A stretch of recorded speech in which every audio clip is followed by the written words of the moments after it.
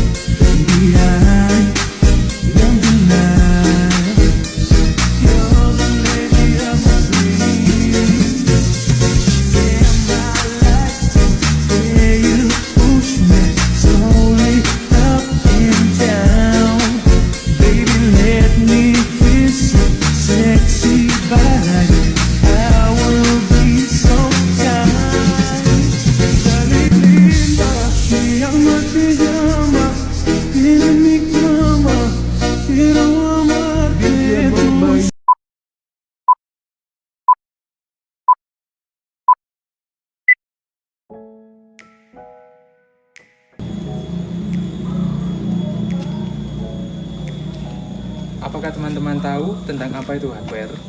Hardware adalah komponen yang membentuk sebuah komputer.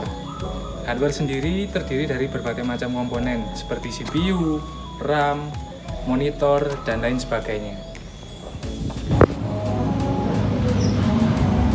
Adapun macam-macam hardware, diantaranya yang pertama yaitu hardware output, yang dimana perangkat komputer yang berfungsi untuk menampung dan menghasilkan data-data di dalam komputer. Nah, nantinya data tersebut bisa dikeluarkan melalui perangkat lain yang terhubung di dalam komputer. Contohnya seperti monitor, proyektor, atau yang lainnya.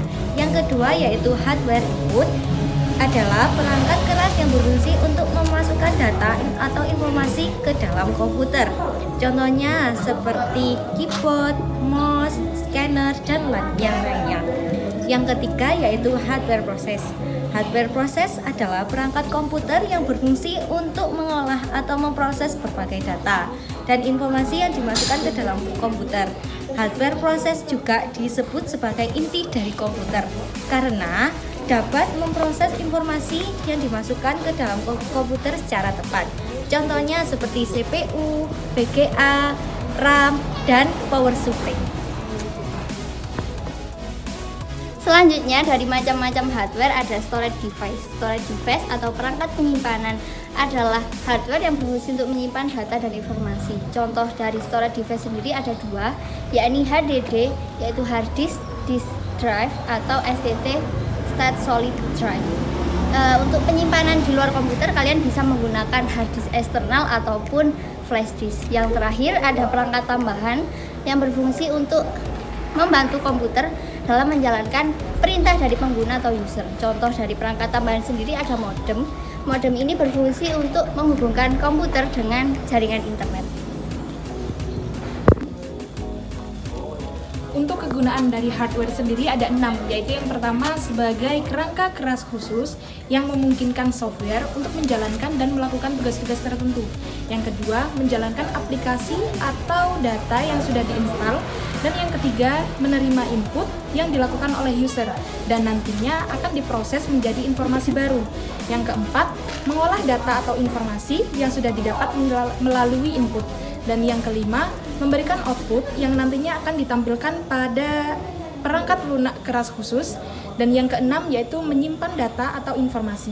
Output yang sudah dihasilkan oleh komputer akan dilakukan penyimpanan di perangkat penyimpanan.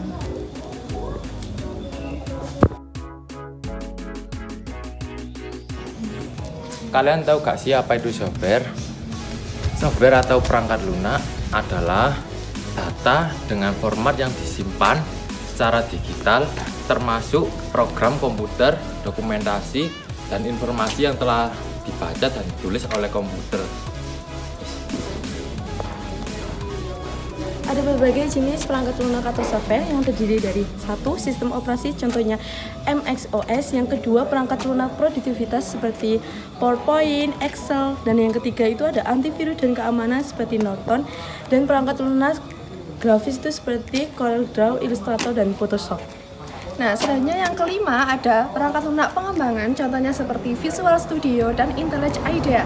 Yang keenam ada browser web yang terdiri dari Google Chrome, Firefox, dan Microsoft Edge. Yang terakhir ada perangkat lunak multimedia, contohnya seperti FLC Media Player. Nah, itulah adalah jenis-jenis dari software.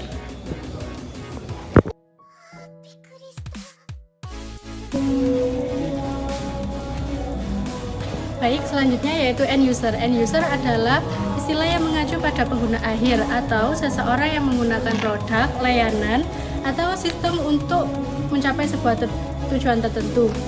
Misalnya nih, ada sebuah lembaga perbankan membeli sebuah software dan perangkat komputer untuk mencapai tujuan tertentu, di mana lembaga perbankan ini menjadi customer yang melakukan transaksi jual beli, sedangkan teller menjadi end user yang nantinya akan menggunakan software tersebut. Baik, selanjutnya jenis end user ada 4. Yang pertama menu level end user, yang kedua command level end user, yang ketiga end user programmer, yang keempat end user support.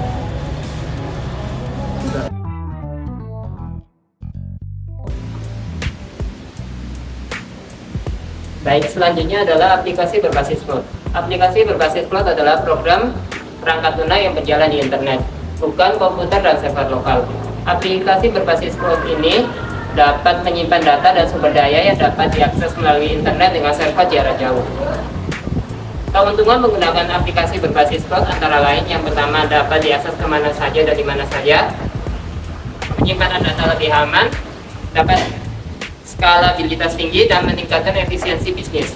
Contoh yang menggunakan aplikasi berbasis cloud yang pertama Dropbox, Adobe Creative Cloud, yang ketiga HubSpot, Slack, dan Google Workspace.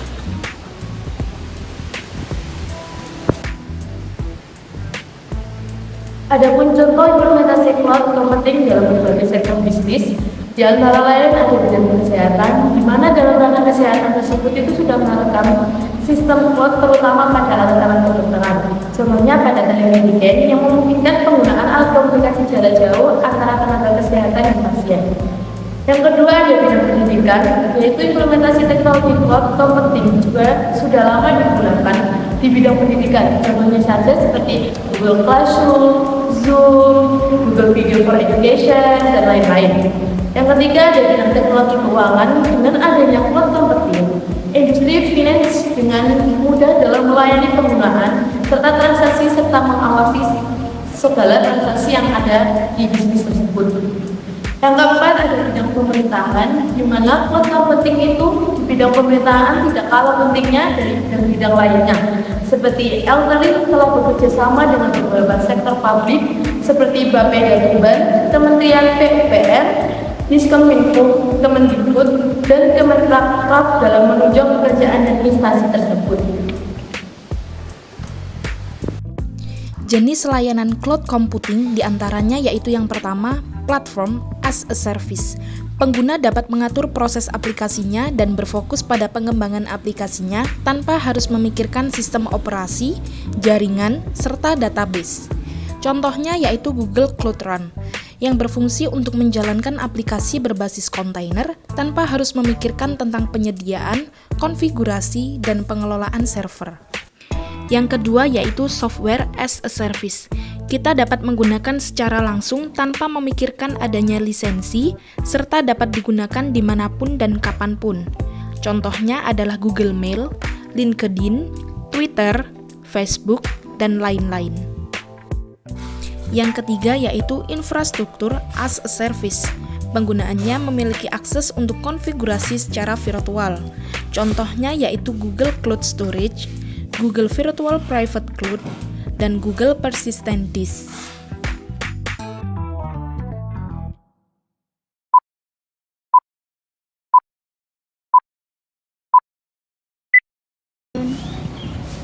Kalian tahu software? Software itu apa? Oh, dapat.